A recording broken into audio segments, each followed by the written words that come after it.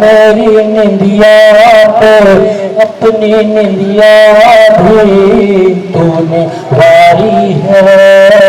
हो माँ, हो माँ।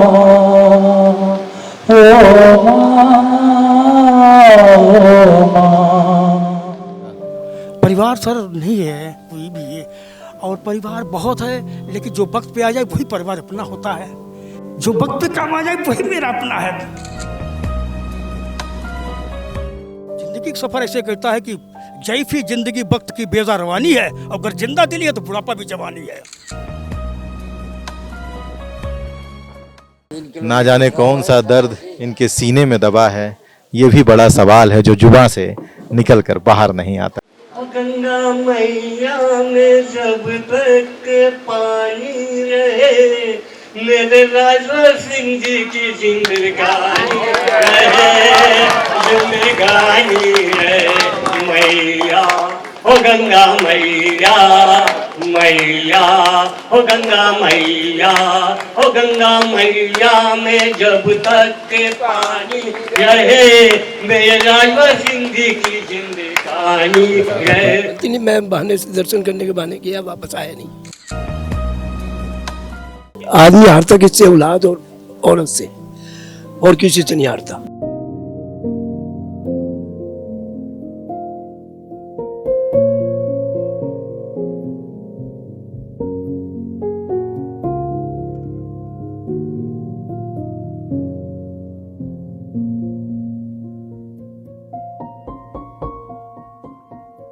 कि हमारे नाम मेरे पिताजी ने संपत्ति बनाई थी मोती नगर में 1 करोड़ के ऊपर।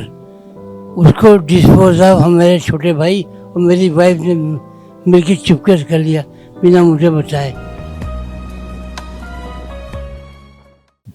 मर्द एक पिता किसी से नहीं हारता, केवल हारता है तो औलाद से हारता है, जिसको पाल पोस कर बड़ा किया, जिसको दुनिया दिखाई, जिसको दुनिया की रंगत सिखाई, संस्कार सिखाएं, जिसके बारे में सोचा कि वही सहारा बनेगा, लेकिन वही बेसहारा करके चला गया। हर चेहरे पर एक नकाब है, उस नकाब के पीछे एक किताब है, उस किताब में लिखी कुछ कहानियां हैं, हर कहानियों में स्वार्थ है। शायद इसीलिए हर चेहरे पर एक नकाब है। ऐसे ही अनगिनत कहानियां हैं इस छत के नीचे, यहाँ पर रहने वालों के दिलों में, जो उनके चेहरों से, उनके चेहरे के सिकन से, उनकी आंखों के दर्द से बयां होती हैं। आप लोग सभी पूजनीय हैं, वंदनीय हैं। आपका कष्ट हम लोग कोई भी देखना नहीं चाहता। हम लोग सब आपके चेहरे पे सिर्फ और सिर्फ मुस्कुराहट देखना चाहते हैं। जब वो खुद काबिल हुआ तो मुझे बेसहारा कर गया। जब मैंने दी मीठी नदियां उसे तोहफे में, फिर ना जाने क्यों उसके आंखों का पानी खारा हो गया। जी हाँ, ये वृद्धाश्रम है। यहाँ पर वो लोग हैं जो बेसहारा हैं, या तो परिवार से उन्हें निकाल दिया गया है या खुद उन्होंने परिवार को छोड़ दिया है। इन बेसहारों का सहारा बने हैं यहाँ के विधायक राजेश्वर सिंह। ये सरोजनी नगर इलाका है लखनऊ का, यहाँ पर ये वृद्धाश्रम स्थित है। यहाँ पर तमाम वृद्ध हैं जो अलग अलग हिस्सों से आते हैं, अलग अलग जिलों से आते हैं। सबसे बड़ा सवाल यही है कि ये वो वृद्ध हैं जो यहाँ के शायद मतदाता भी नहीं हैं, यानी यदि कोई विधायक, कोई नेता इनके लिए कुछ करता है तो वो निस्वार्थ भावना से करता है, वोट बैंक के लिए बिल्कुल नहीं करता। कुछ ऐसी ही तस्वीर यहाँ पर हमें नज़र आ रही है। विधायक राजेश्वर सिंह यहाँ पहुँचे और उन्होंने यहाँ के लोगों को एक बड़ा तोहफा दिया।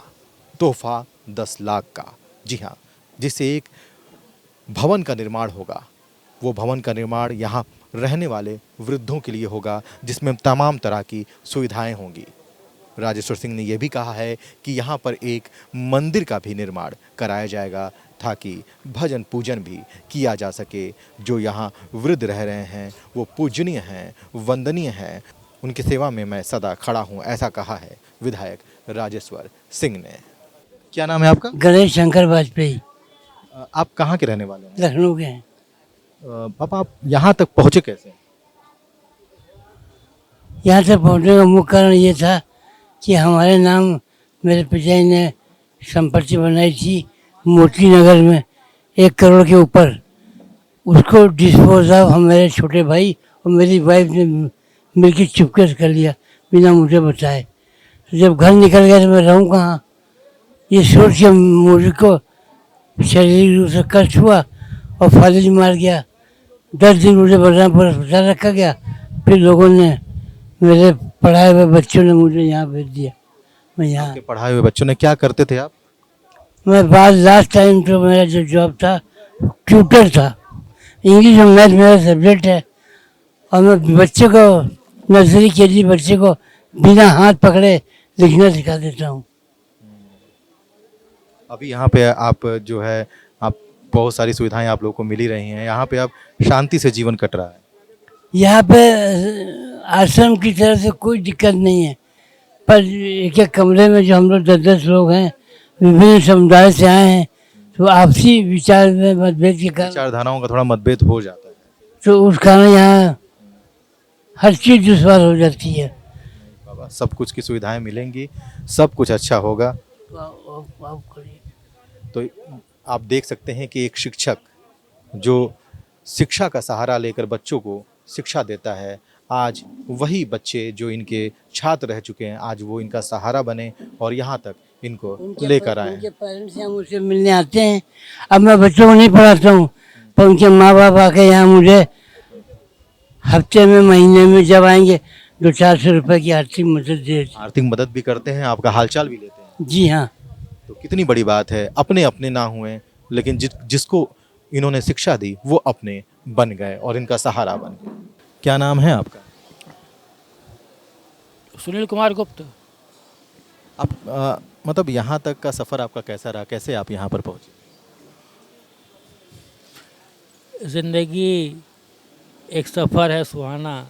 आपका परिवार कहाँ पर है? परिवार मेरा, देखिए, परिवार मेरा, मेरे रिश्ते में एक बहनोई है और नज़दीक के रिश्ते में एक मेरी भाभी है और मैं तन्हा हूँ। हाँ, और पूरी ज़िंदगी अब यहीं काटनी है, यहाँ पर तमाम तरह की सुविधाएं आपको मिल रही हैं। और अभी तो विधायक जी ने भी बहुत बड़ी सुविधाएं आपको दे दी। अब चूँकि अब मैं असमर्थ हो गया और किसी भी सामाजिक क्षेत्र में काम करने के लिए, यानी सामाजिक क्षेत्र क्या मतलब, एक फील्ड वर्क मैं अब नहीं कर सकता ना, क्योंकि आंखों से मैं मजबूर हूँ और दूसरी ताकत भी नहीं है। तो आपका सहारा अब यहाँ के लोग आपके बन रहे हैं ताकि आपकी भी ज़िंदगी सुखद बीते। सहारा मैं यहाँ पर की प्रभारिका जो हैं श्रीमती लक्ष्मी मिश्रा, इनका स्वभाव बहुत सरल है और सबके प्रति जिम्मेदारी संभाले रहती हैं। उन्होंने कैसे कटता है दिन, कैसे काटते हैं आप? दिनचर्या के लिए यहाँ शेड्यूल निर्धारित है समाज कल्याण विभाग की तरफ से, तो वही चलता है दिनचर्या। वो जो कि आप उसका बोर्ड लगा हुआ है शेड्यूल का, दिनचर्या का, ठीक है। हंसी मजाक चलती है, दोस्ती यारी सब चलती है। अब हंसी मजाक में यहाँ पर गपशप ज़्यादा होती है। हाँ, क्योंकि हंसी मजाक की अब अवस्था हम लोगों की तो है नहीं। गपशप, पुरानी बातें, पुरानी महंगाई उस ज़माने में ये थी, उस भाव ये चीज़ वो उस भाव थी। तो ज़िंदगी का सफ़र यूं ही चलता रहता है और इस सफ़र आगे कैसे कटेगा यही तो समझने वाली बात है। और ये आश्रम बेसहाराओं का सहारा बन चुका है। क्या नाम है आप? मेरा नाम जैमिनी कुमार गुप्ता है और कहाँ के रहने वाले हैं? मैं कन्नौज का रहने वाला हूँ और मैं 3 साल से यहाँ पर हूँ। यहाँ तक का सफ़र आपका कैसा रहा, कैसे आपका परिवार, तमाम लोग कहाँ पर हैं? सभी तमाम लोग तो क्या, मैं तनहा अकेला हूँ बिल्कुल। और जीविकोपार्जन के लिए क्या, मेरी एक आँख भी ख़राब हो गई, भाई आँख भी ख़राब हुई, डॉक्टर ने कर दी, पैसा जो था वो भी मेरे पास से चला गया। और 3 साल से मैंने ऑनलाइन फार्म भी भरा था, उसका भी मुझको भी पेंशन नहीं मिल रही। 3 साल हो गए सर। विधायक जी ने तो कहा आपकी अब वो भी समस्याओं का समाधान कर दिया जाएगा। आपका परिवार तो होगा। सुनिए सर, मैं समाज कल्याण के हित के लिए वर्क करता हूँ। मैं रामलीला का मंचन 2-3 बार कर चुका हूँ, जिसमें मैंने रावण का रोल किया था और वो दूसरा मैंने परशुराम का रोल किया था, जिसमें हमको प्राइज भी दी थी। वेलफेयर मिनिस्टर ने हमको प्राइज भी दिया था, बड़ा मान सम्मान किया था। आपने कहा आप तनहा हैं, आपका परिवार तो होगा। परिवार सर नहीं है कोई भी, और परिवार बहुत है, लेकिन जो वक्त पे आ जाए वही परिवार अपना होता है। जो वक्त पे काम आ जाए वही मेरा अपना है। तो जिंदगी का सफर कैसे कट रहा है? जिंदगी का सफर ऐसे कहता है कि जैफी जिंदगी वक्त की बेजा रवानी है, और अगर जिंदा दिली है तो बुढ़ापा भी जवानी है। वाह क्या बात है। अगर जिंदा दिली है तो बुढ़ापा भी जवानी। अच्छा, इनकी शायरियाँ, इनकी बातें भी हम लोगों ने मन से सुनी थी। बात 43 एज गए, और मैं डांस भी बहुत करता हूँ, 15 मिनट तक डांस करता हूँ लगातार म्यूजिक के ऊपर। और सिंगर भी हूँ मैं, और शायरबाज भी हूँ, शायरी बना खुद लेता हूँ अपने आप से। खुली आँख तो मंजर अजीब था, दर्द था लेकिन दिल के करीब था, और जिन्हें हम ढूंढते थे हाथों की लकीरों में, पता चला वो नसीब किसी और का था। कि ये तो है बहम के दिन बच के निकल जाएगा, और राजेश्वर भैया तेरी आह में लोहा भी पिघल जाएगा। क्या बात है। कि आपका क्या नाम है? मेरा नाम सर कल्लू है। मैं यहीं अमोसी का रहने वाला हूँ। 7 साल से यहाँ पे हूँ, जब से आश्रम खुला है। जब से आश्रम खुला है आप यहाँ पर हैं, तो आपका परिवार कहाँ पर है? 5 बच्चे हैं और बहुएं हैं, सब अपने घर में हैं। सबकी शादी ब्याह कर दिया, जो कुछ देना से दे दिया। हम अपने यहाँ वो आपको अपने यहाँ नहीं रख सके? नहीं रखते हैं, जाते हैं 2-4 दिन रुकते हैं घर में। यहाँ भी रहते हैं, वहाँ भी रहते हैं। प्यार उधर से भी मिल रहा है, प्यार इधर से भी? जी हाँ हाँ, कोई कष्ट नहीं? कोई कष्ट नहीं। परिवार से कोई नाराजगी? जी कोई नाराजगी नहीं जी। तो कैसा चल रहा है यहाँ पर आपके जीवन का सफर, दिनचर्या? बढ़िया चल रहा है। जो सुविधा है यहाँ, वो घर में कहाँ है? घर में नहीं है। वो समय कट जाता है पूरा? समय कट जाता है।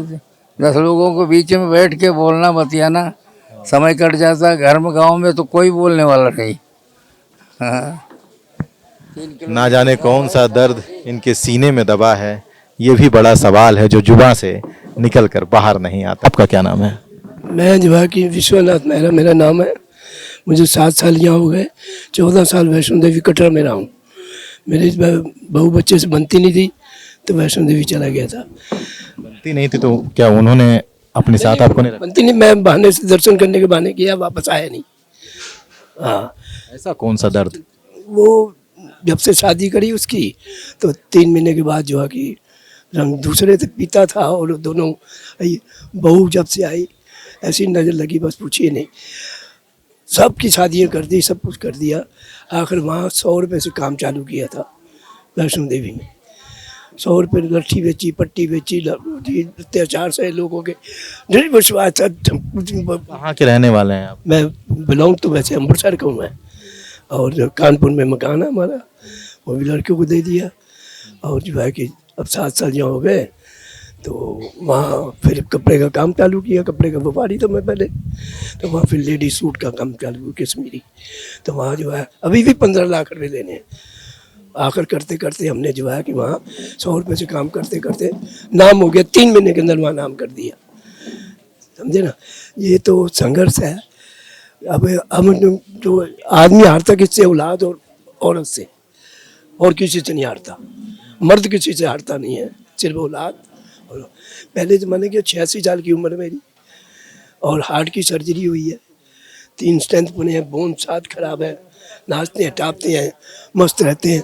उस माई ने जो किया है, हाय निकलती नहीं। यहाँ तो लोग हाय हाय हाय करते हैं, यहाँ मस्त। मर्द एक पिता किसी से नहीं हारता, केवल हारता है तो औलाद से हारता है, जिसको पाल पोस कर बड़ा किया, जिसको दुनिया दिखाई, जिसको दुनिया की रंगत सिखाई, संस्कार सिखाएं, जिसके बारे में सोचा कि वही सहारा बनेगा, लेकिन वही बेसहारा करके चला गया। हर चेहरे पर एक नकाब है, उस नकाब के पीछे एक किताब है। उस किताब में लिखी कुछ कहानियां हैं। हर कहानियों में स्वार्थ है। शायद इसीलिए हर चेहरे पर एक नकाब है। ऐसे ही अनगिनत कहानियां हैं इस छत के नीचे, यहाँ पर रहने वालों के दिलों में, जो उनके चेहरों से, उनके चेहरे के सिकन से, उनकी आंखों के दर्द से बयां होती हैं। इन चेहरों को जरा गौर से देखिए। इन चेहरों पर सिकन है, इन चेहरों पर दर्द है। दर्द अपनों से दूर होने का, दर्द इस जिंदगी को आगे कैसे जीना है इसे समझने का, दर्द इस समाज की परंपरा का, दर्द बदलते संस्कार को देखने का। ना जाने क्यों अपनों ने इन्हें छोड़ दिया, लेकिन ये बेसहारा नहीं हुए। इनका सहारा बना वृद्धाश्रम, जो कि लखनऊ के सरूनी नगर में स्थित है। सार्वजनिक शिशुनयन संस्थान द्वारा संचालित वृद्धा आश्रम, जो कि समाज कल्याण विभाग उत्तर प्रदेश द्वारा प्रायोजित है।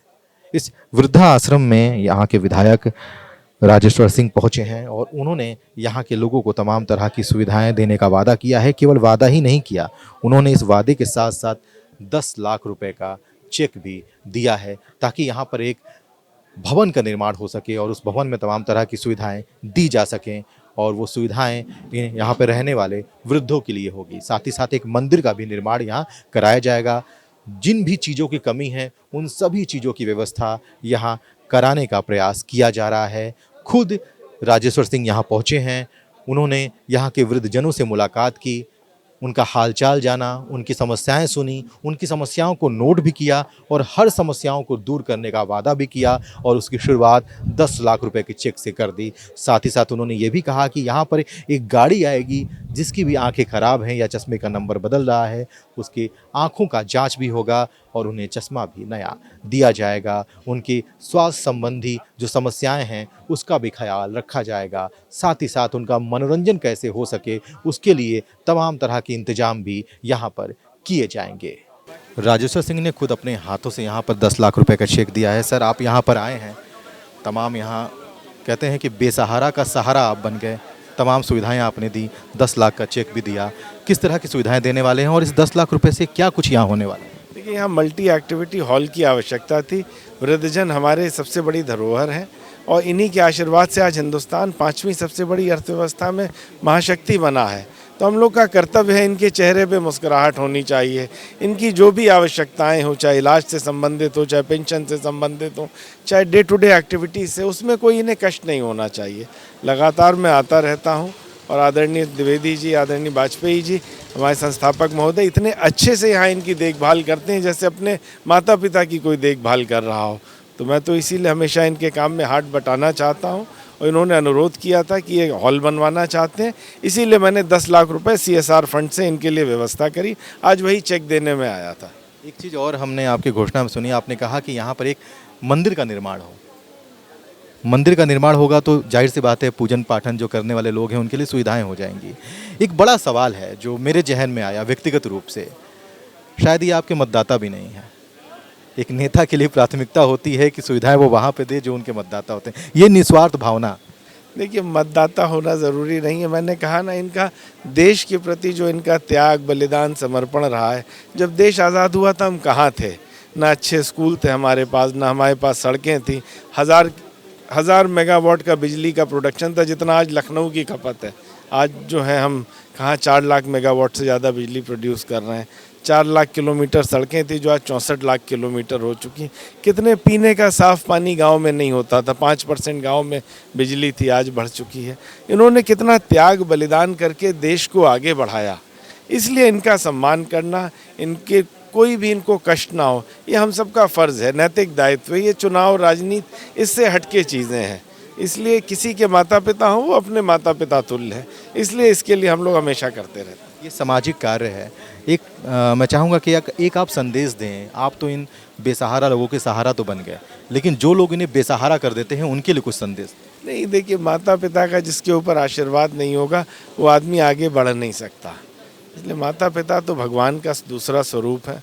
धरती पे माता पिता ही भगवान है। उन्हीं को ये मानते हुए उनकी सेवा करनी चाहिए और तभी चेहरे पे आपके खुशी रहेगी, आपके आने वाली जनरेशन्स खुश रहेंगी।